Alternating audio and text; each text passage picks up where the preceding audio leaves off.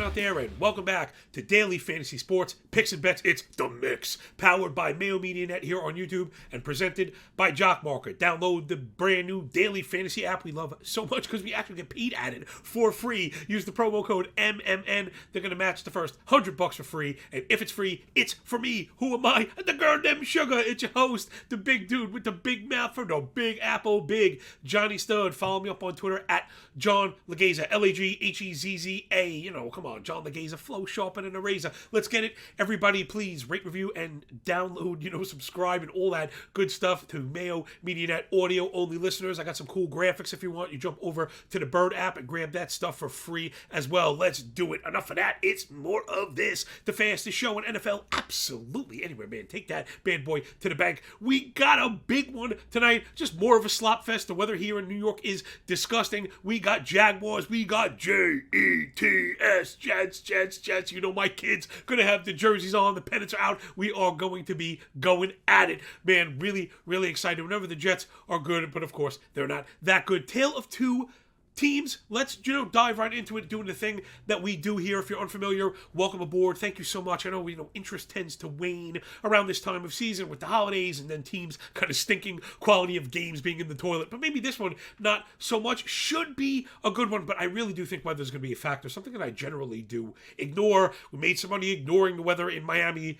Buffalo lost some money not ignoring the weather in, Cleveland and Baltimore. But again, we wear our L's firmly on our big foreheads because what else can we do if you don't want to be a fraud? The first pillar of profit, it's the blue chips, brought to you by Jock. Again, we got Jaguars, we got Jets. We're using Run the Sims projections to bring you the highest projected players on each team. Let's just dive on into it, and then we're going to throw the kitchen sink at all you, right? As I'm always trying to improve, always trying to get better, and as other shows are kind of, tailing off, people are pulling stuff away. I've been trying to pile on as much, shite into this box that we can. So it's Trevor Lawrence and Travis Etienne, the only players projected above 14 at 15-7 and 14-2, respectively. Then to Zay Jones and Christian Kirk right at 10 points. Evan Ingram at 7.5. So what to tell you, they're looking for the offense to run through Lawrence and run through Etienne, most likely on the ground, right? Because these are PPR projections that are not being reflected on the wideouts. We're going to let these projections tell us the story. We're going to do our own analysis. We're going to see where, there's symbiosis, and then hopefully make a bet consistent with that will put some paper in our pocket. Onto the Jets side, Zach Wilson at the top, 15.8. So they have him right at Trevor Lawrence. I mean, right off the bat, something stinks here. Something is a bit fishy here, but maybe not. We'll get into it when we dive into the defensive stuff. Then it's Garrett Wilson, who just looks phenomenal. Wow, Jets scoring on draft picks, and being really good. Not something that us Jet fans are used to. Down to Zonovan Knight, really bad injuries to players, something the Jets are used to. Having really great replacements come out of nowhere. Again, something we're not used to. Zonovan Knight looking really good. He's projected for 11.4. I think as he's get healthier, we'll see him work more and more into it. Then it's Michael Carter and Elijah Moore. And now there, with those projections being at 7-7 and 6-2, right off the bat, we should be thinking under, right? And I think that's reflected in the total of 37. But given these projections, right? Remember, these are medians. If we come to the low end, this is like a 13-6 game. Like, how do you even draw up these numbers, right? So Lawrence, 16 points is not a lot, right? Because remember, he runs just a little bit. Again, he's going to run a little bit. You get 4 points for a touchdown. So if he runs for 30 yards and he throws one TD, there's 7 of your 16. Then you get to 90, 9 other points. So that's what, 205. So I think that's 205, 1-0 with 30 yards on the ground. And what are you going to get? Christian Kirk at 9.9. It's PPR. I don't know, 5 for 50. Ingram, same thing, 3 for 50. So just keep an eye, right?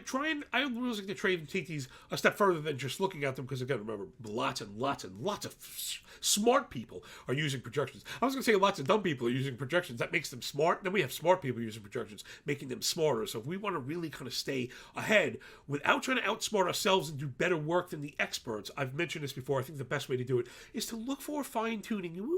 Look for fine-tuning in those team totals, something that Run the Sims lets you do. I mean, I think that subscription is really worth it, because it's going to open the door, kind of unlocks a way of thinking. Again, that's always the stuff that I'm about, aside from the nuance and the context. All right, let's do a little bit of it.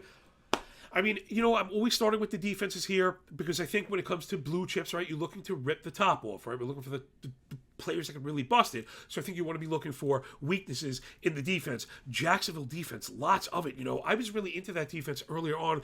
They've had some injuries. They have a couple of linebackers out as well. Keep that in mind. That's going to matter. Jacksonville defense, last 8. Okay, so you're coming here for splits. I was doing a lot of L4, and then you can see how, especially if there's a bye or a bad matchup or two, that can kind of be sullied. I think when you get to L8, man, that kind of covers a bit of the context, right? The eight games is a lot. Most teams are going to have a bye. It's 7, but it's 8 weeks. All right, so Jacksonville, bottom 5 in points per game, 27 points per game, 393 yards a game, 6 yards of play, negative EPA per play, 36 yards per drive, almost 3 minutes time of possession per drive, and 45% scoring drives allowed, right? Rate. Those are all in like the bottom 5, bottom 8. At best, the run game has been good, but they've turned themselves into a pass funnel. Check it out, run defense, positive 0.9 EPA per snap. That's in the top 5. They're only allowing 126 rush yards a game, 4.3 yards per rush, 1.2 yards before contact per rush. That's very, very good. They've only allowed 4 20-yard rushes in that span, forcing 8 fumbles. Jacksonville run defense has been very good. Pass defense, whoa, not at all. Bottom 5 in EPA per dropback. Opposing passer rating of 102.7. That is atrocious. 23 completions for 267 yards per game. That's 12.2 yards per reception. They've allowed 25 completions over 20 yards. 15 passing touchdowns allowed. Bottom 8 in defensive EPA per against man and against zone. It's been really, really rough. They play a lot of man coverage, and when you don't have the bodies and you're not getting,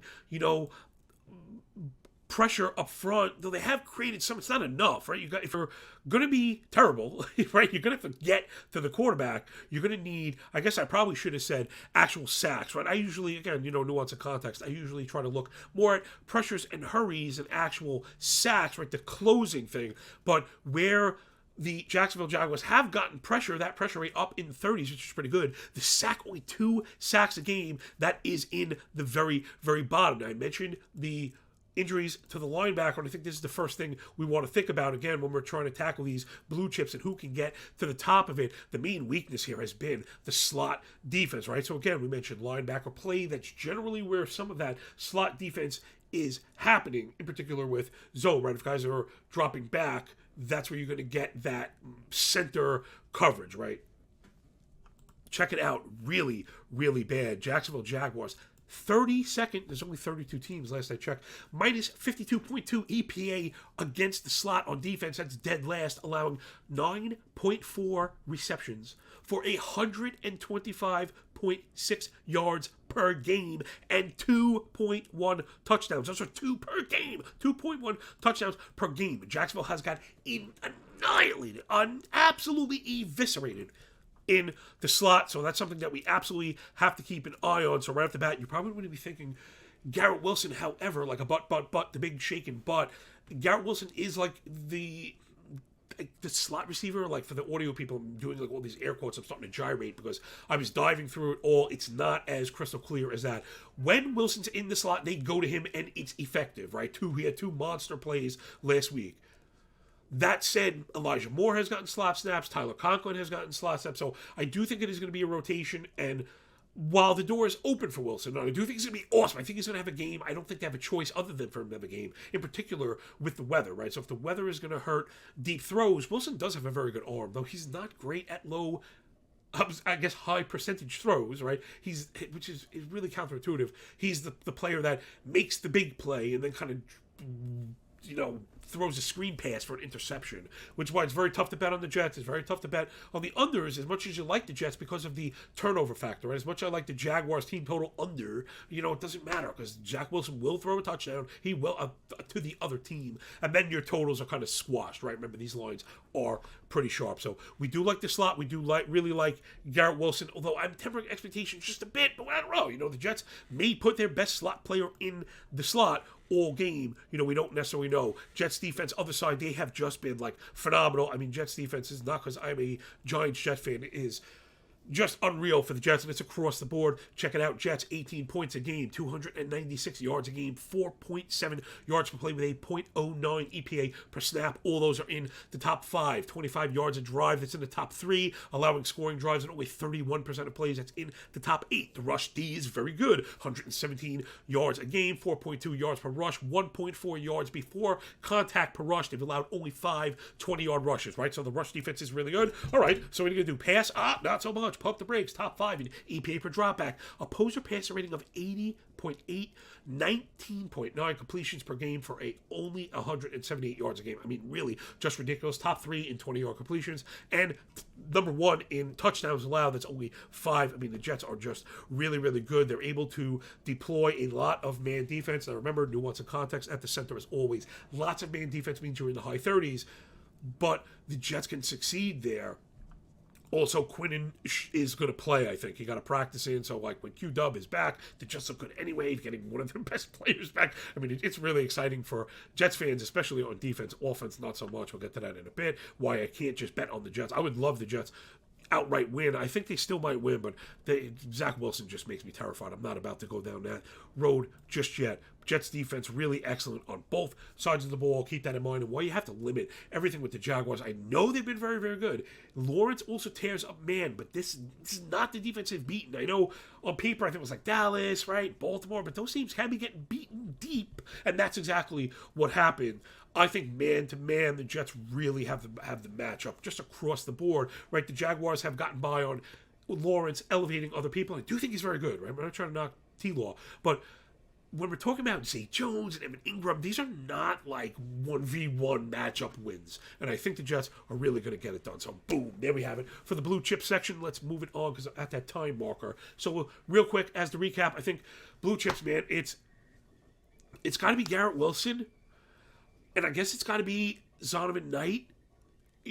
Just force him load, but man, I have really, really low expectations for this. So I think if we're talking about Jock market, look at it's all about the price, right? When we have consolidation of projections, don't be cute and pay up for the guy with a very marginal advantage to be the top player. That's silly, right? You're better off working around the bottom. As far as DFS goes, I think it's about a narrative, right? So if you think the Jets take it, it's Wilson, Knight, maybe even Carter, and look for like the Jaguar smush, because people are going to be on the Jaguar offense thinking that's the sharp move, and hey, maybe I could be wrong. If I were drawing up 3 lineups, one of them would be a pro Jaguar lineup. I just don't know how you get it. I think it would probably have to be on the ground. It'd probably have to be a lot from Etienne, but that means you compare it with Lawrence in case it's like screen stuff. Other than that, I don't know how the Jaguars get it done. Maybe I'm drinking Jets green Kool-Aid. Could be the case. All right, we got the ball passed midfield. That's the first pillar of profit. Those are your blue chips. Let's get on over to the course analysis stuff. We got some penny stock and some other. We'll do some more offensive granular stuff. But first, a big breath for the big man. All right, let's get it. Second pillar of profit here at your penny stocks, brought to you by Jock Market. Make sure you download that app. The promo code is MMN. After you're done rating and reviewing and subscribing and all the other stuff that matters, just way more than it should. I hate to beg for it, but hey, man, if you want this stuff to stick around, it's free. Stick your cartoon finger inside me. How's that? I'm a poet. Didn't even know it. All right, there's only 2 QBs on the board, so those are going to be your best values, right? It's Wilson and it's Lawrence. This was really tough. Lawrence has been excellent. I mean, wow, lately. Like, since the bye, 295 yards a game, 11 touchdowns to only 1 interception, a 112 passer rating. Just awesome. But, like the big shaking butt, like the garden hose and soapy water butt. They've lost their left tackle. And that's bad for right-handed quarterbacks, right? I'm not really hearing much about it, but Cam Robinson is out. The knee is torn. They're going to bring in a second year with very little experience. I think he has some draft capital behind him. But to me, that's a huge ding, especially against a Jets team getting Quinnen back in the front. So you can see I'm just very bearish on the Jaguars. I just think this is a faceplant spot for them, right? Just when everyone's super high, and it's not like they're bad. This is just a perfect spot for them to get raked. They're outmatched on defense. The weather won't be any help. You're not going to be throwing any. It's going to be very hard to be throwing deep balls. And especially, I think if you do, you're in trouble, right? Because I think the Jets with Reed And Gardner, I just, again, I have very, very weird juicing up the Jets, but I really think you got to go with Wilson over Lawrence, which is scary, scary, scary. Zach Wilson, my note says he's still very bad, but 315 yards at least in 2 of the last 4. Last week, better than 9 YPA yards per attempt, very important. He also had a positive EPA against man and against zone.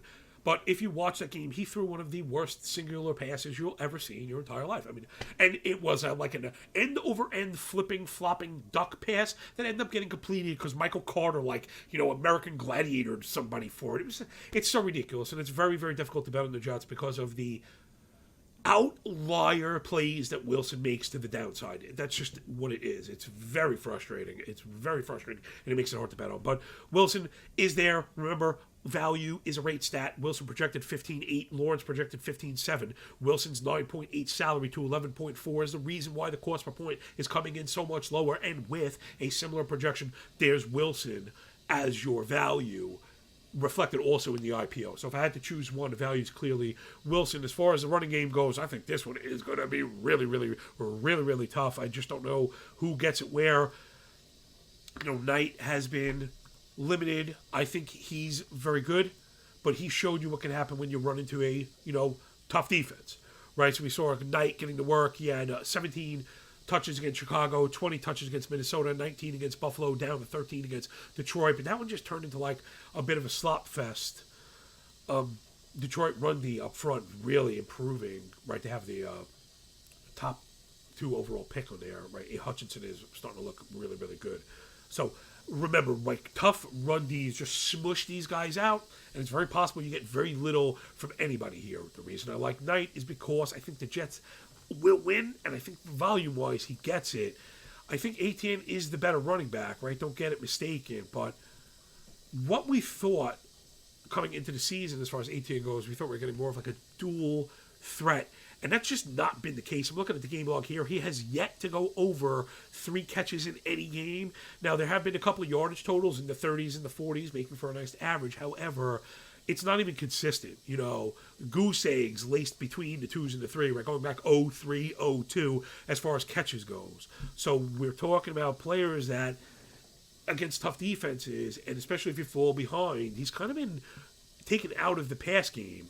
And we've seen, Hasty be the guy to put up the big catches, although Lawrence does not really throw to the running backs. So sometimes the answer is neither, right? When it's X or Y, sometimes the answer is neither. But if I had to keep walking as I get through it, my pick for values would have to be Hasty, I guess. Because of the really low salary, I'd be looking for more of a short passing game here. I think both of these defenses are extremely strong up front, are going to be clogging all the run lanes. The only way to get around it with weather limiting the back end is going to be, using the slot, quick outs, and the like. Both of these teams play very similar styles of defense, although the outputs have not been nearly close at all. But Jaguars play a lot of man. They get beat by man. The Jets have it. I like the Jets' wideout skill. I don't know if the quarterback has what it takes to get there. And then again, we have the bad weather. So I think it's a weird one, right? And that's why there's a weird one. There's no way you think bad weather, so you want to lean on the running game. But I don't think the running games are going to be there. Again, give me Zonovan Knight just in case the Jets are able to open up a bit more of the Jaguars' defense. We know they're worried about the pass game. So right now it's Wilson and Zonovan Knight here. I sound like the Jets homer. Let's do the wide outs really quick. It's Braxton Berrios, Garrett Wilson, Elijah Moore, Zay Jones, and Christian Kirk. I mean, it's really just a grab bag here. All of the cost per points pretty similar, around 7 and change. Berrios sticking out to the upside, right, the cheaper side. The 3-point projection I actually think is a little low. I don't know how you get there. He's gotten looks. Now, because the Jets want to work the slot, and he's not the best guy, right? People think about Berrios as like a slot receiver, and they should. The problem is the Jets have more talented slot guys. So he's going to make a catch. He's making a catch or 2 every game. But in case that 2 becomes the 3 today, right? Even with the 1 catch he's getting, it's usually 1, for around 15 or 20. So I think, I guess, I don't know. Maybe I got to back off. I don't know. I see the 189 IPO, and I don't understand how Berrios projected for only half of Elijah Moore at 6 is, the Moore's price is almost quadruple, right? It's more than triple at 7. Moore did get targets last week, but they're just not efficient. So this is last week again. It's hard to use Jets offensive stats like year to date, for example, because of the quarterback changes and the style, like the stylistic changes the Jets have had with different quarterbacks. Right, with White, it's just pass, pass, pass, pass, pass. Wilson, he doesn't make the layup throws. It's a little bit harder to get to, or is it really quick? Last week, it was Wilson at the top, 40 routes, 9 targets, 4 for 98. Then Elijah Moore, 35 routes, 7 targets, 4 for 51. So I guess I got to bite my tongue on this. I guess I didn't focus enough. Maybe I don't like to split things to one game, but I think that's what the projection systems are doing. And since they're smarter than I am, maybe that's what we need to be doing. And I'm really willing to take all the L's I have to in this game of ours. So the last week's usage looks more like these projections. So Moore, 7 targets, 451. It was Berrios had 6 targets, 1 for 14. That's what I had in my mind, where I don't know how we get to the 3-point projection. If Berrios gets 6 targets, he's the value guy. So again, like backing up on the backup, countering my own counter. Again, I really like Garrett Wilson. I think he's going to get the hyper use. I think the $9K salary is way too low. I think the 36% projection feels a little bit too low. But if that's the case, he is a smash, the Tutti smash, right? He can get it done yards after catch. He can also get it done through volume, and he also gets red zone targets. So Garrett Wilson to the front of the line, blue chip, and penny stock. So that is usually how I end up with a prop play, right? So, guys that ring the bell, check the box across the board of the guys I'm generally going with. I have some usage stuff for the receivers. Receivers, I do usually like to do more of a last 4 thing. Jets probably what you'd expect, but again, I mentioned it with Wilson. As far as Jacksonville goes, let's do Jacksonville last 4. Okay, Zay Jones, Christian Kirk, really, really, really at the top of the board. Both of them more than 92% route participation. So let's do, it's Jones and then Kirk, 41 and 34 as the targets, 27 and 21 receptions, 347, 287 receiving yards. The point being, it's like Jones and Kirk pretty highly concentrated. And after that, Evan Ingram. Though for the amount of routes, the target per route run is a little low for guys like Jones, and even ATN is down at 7. So let's call this very highly concentrated Jones, Kirk, and Ingram. Problem is, again, Jets defense has been incredibly tough on tight ends. It's very difficult to get anything done with tight ends against the Jets because of the strong front 7 play. And again, right, I mentioned the linebacker play, how sometimes the Jets they do these like simulated pressures and they drop linemen into coverage and they're all very good. So like it is Jones and Kirk and Ingram for sure. I just worry what you're going to get to it.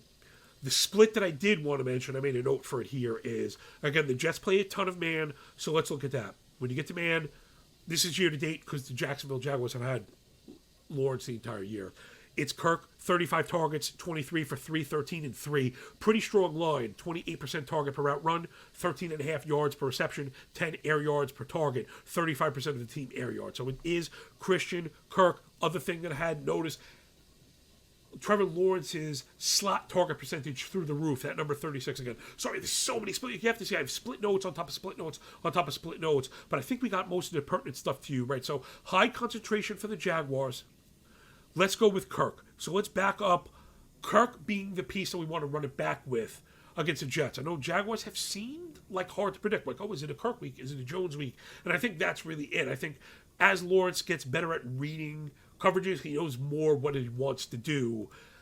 It's not like you're going to eat really well against the Jets at all, though you can get to them at the slot. They're allowing receptions, just not for a ton of yards. They haven't allowed touchdowns either, but there is a negative EPA against the slot for that reason, right? They're just going to allow it. So let's go with that for sure. Let's push Christian Kirk to the front. After that, it's Zay Jones, a target leader. We're pretty much even. The efficiency the same, but the yardage not there. So 34 targets, 24 for 211 and 1. After that, it's Ingram down to 19 targets. So pretty steep, precipitous drop off, cut almost in half to 14, 187 and 2. So Ingram is a red zone target. So let's keep those guys in mind. If you're running the Jacksonville stack, it's Kirk, Jones, Ingram and Lawrence, if I had to fade one, let's fade Zay Jones, right? Because the market's high in Jones right now. He's carrying our best ball teams to, perceived glory. But with that takes public perception. You're seeing that reflected. Jones has the higher projection. Zay Jones also has the higher projected ownership. So let's fade Zay Jones. I might even short him today. And let's get with Christian Kirk as well. Going with the slot targets, expecting the high man use, knowing that Kirk is the top slot target to the top read for Trevor Lawrence. Boom, boom, boom, boom, boom. There are your penny stocks. So again, let's just call our values Zach Wilson, Zonovan Knight, Jermichael Hasty, Braxton Berrios, Garrett Wilson, and maybe even Christian Kirk, depending, although I wouldn't call him a discount in Jock market. Anytime you get over that $10 IPO and you're not a running quarterback, it's tough to stick that label. All right, we are goal to go, man. We are bringing the heat as always. And if you picked up what we're putting down, and if you might have learned something, maybe how to giggle or laugh and really dig in what we're doing, man, please rate, review, and subscribe. And if you want to give me the best Christmas gift you can, it's a 5-star review with my name in it. Because, man, let me tell you something. Those are the things that can't be ignored in this click economy. All right, let's get the ball in the end zone so I can show you my new touchdown dance. But first, just a quick breath for the quick band.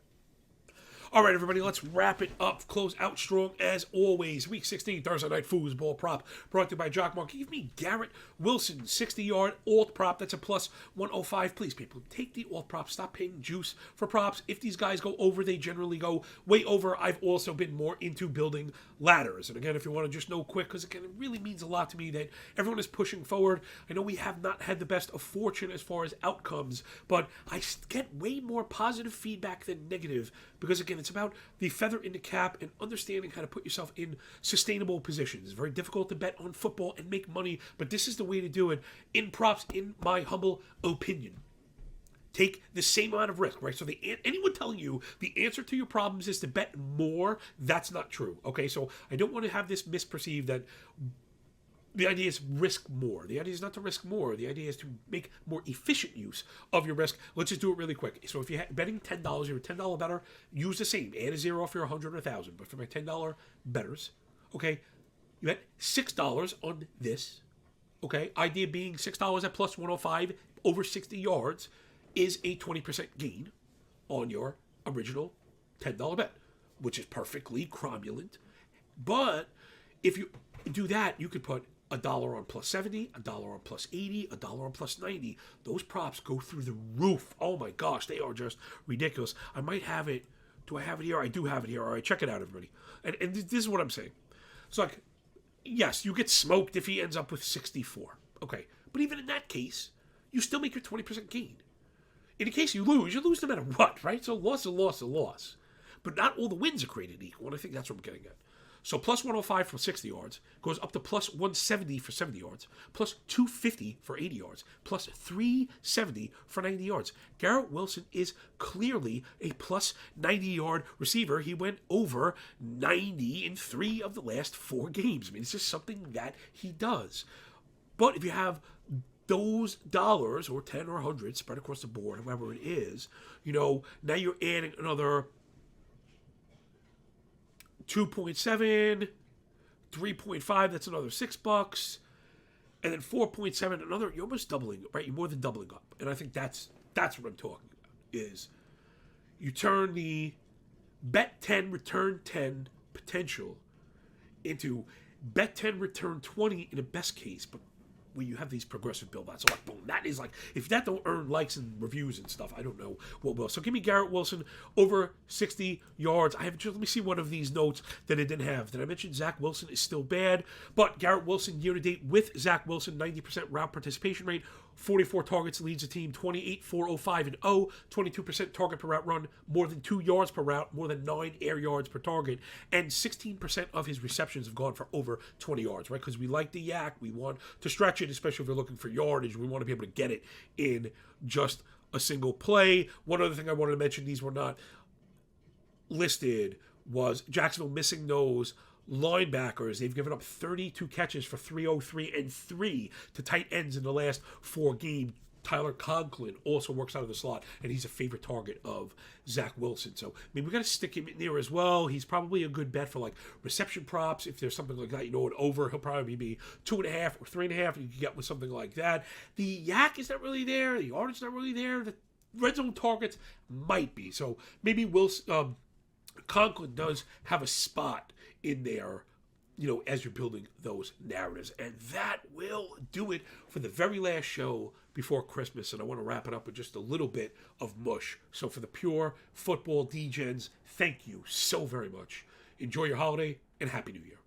But for those of you there for the little bit of extra, let me just ramble just a bit about how much you mean to me and what this means to me and how much everything should mean to everybody. As mushy as it sounds, I don't know if you follow my Twitter handle, but if you do, check it out. I usually keep it very, very, very tight between the lines as far as sports goes. But you do know I'm a really emotional guy, and it means a lot to me to share and help people, maybe in my situation or worse, right, with situations that reflected my past ones, right, that weren't the most optimal.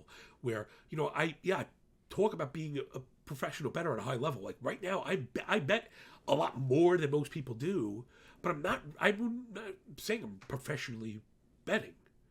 Because you don't want to do that, right? Because of all the stress and stuff that comes with it. Unless you truly have a 6-figure role with the ability to discipline, use the risk management and stringent discipline plans, you're going to fail.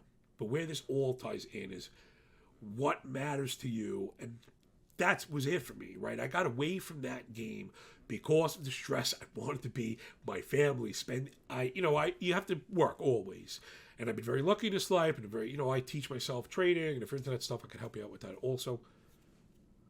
I value my wealth in independence. Some people like watches and fancy clothes and cars. Listen, those things are dope. Just not my style, right? You're going to catch me in a black tee, with the black Yankee hat on, looking cool, man. I like to sit on my wealth because for me, it's the free time, not having to get up and go to a 9 to 5 and have to listen to somebody else to be able to take my kids to school, pick them up from school. I know I talk about family. That's my style. But for you, whatever it is, you don't have to be like, me and the Disney dad stuff. If you're writing or painting or hunting or fishing or whatever it is, just don't be gambling 24 hours a day, right? So just to wrap it up with the fulfillment, I had been off my game lately because I've been going through some serious personal stuff. Preparing for some of the worst news that you can get as an individual in a very young family. And I don't show these things because first of all, I didn't have bad news and I can't control it. So I'm not going to be out there, oh my God, I'm worried, I could be really sick. Da, da, da. But I was going through tests and having talks with the doctors about preparing for the worst. And, thankfully, grace of God, whatever it is, whatever part of the universe or this thing of ours you believe in, you know what I mean? Again, I don't force my stuff on people. That's never been my way. But by good grace, right, good fortune, whatever, Joe Boo, my test came back and, it was clean. And what we were worried about was the C word. And that touches a lot of people. And I tweeted about that, how I got a clean and positive result and how I had spent the weeks before leading up to it just completely destroyed, melted down. But I'm not showing it, and I think there's a few lessons there, right? And it's not about you can't show it. But I think I'm very proud of myself for not allowing things out of my control to make me negative. And the thing that I learned, this is the big bow, was, man, stop being negative altogether. Because if you think that trust me, all the ticks on all of our clocks are finite, right? It's all limited. But if you really start to sense it, or if you find out, you're going to really regret fighting on the internet with strangers. You're going to really regret not speaking to your best friends. You're going to really regret choosing something selfish over spending time, hug your wife, hug your kids, hug your husband, hug your family, call the people that you fought with. Mend, take the time to mend. And that's the lesson I wanted to bring in this holiday season, which means so very much to me. And now me quite literally feeling like I have a new life, as if I can have more of this gusto, Be good to everybody, be good to yourself. I'm telling you positivity because I'm somebody like myself who's very brash and stand up for myself, and I really believe in all the choices I make. And we're going to get out of here in a second. That's a regret of mine. Having spent too much time on negative stuff. breaking down instead of building. So that's my last lesson. Build, people. Please build. Go back and fix. Build forward, go back and fix. If you get more bees, catching more bees with honey than vinegar, but you'll be glad that you did. Turn off the phone, turn off the TV. Hold your loved ones in the quiet. Skin to skin, face to face. Think about how much it means to you. Boom. And that was it. I really do love you all very much. It means very, very much to me. The people that reached out to me, I am so full. I couldn't even get back to everybody. And I wanted to. I've been in DMs up all night, thanking people from the heart that have, I've never met before with 2 followers. You mean as much to me as everyone else, So that's it. Thanks for picking up more putting down here. Enjoy your holiday season, please. Happy and healthy. Whatever you celebrate, whatever you celebrate. And if you don't celebrate, partake in the joy. Do something nice for somebody. Because that's where it's at, man. I'm at that. I don't want no gifts. You want to give me a gift? I'm sorry, from 5-star review, right? I mean, I'm not that unselfish. I just don't want your money. I want you to help build, and boom. Wow. So before I start crying, man, download the Jock Market app and rate, review, and subscribe to the audio only pod. This adventure of ours has been really wonderful, and I hope it's been informative, and I hope you've seen even in my own work, right? That I've never stopped working for you. I've never stopped trying to get better, adding, splitting stats, more perspective, X's and O's, all the things that I think matter, right? The things that I wanted as a content junkie when I was the Hoover vacuum, when I was just sucking up content, the things that I want to make a difference, that spark the brush fire in my mind. So, all right, everyone, I'm out of here. Man, this means so very, very much to me. Enjoy your day. Enjoy the game. We're done with the book, man. Enjoy that pay. Remember, when you work this hard, it feels a lot less like luck. Get out there and build something before this new year. That's my challenge to you. Peace.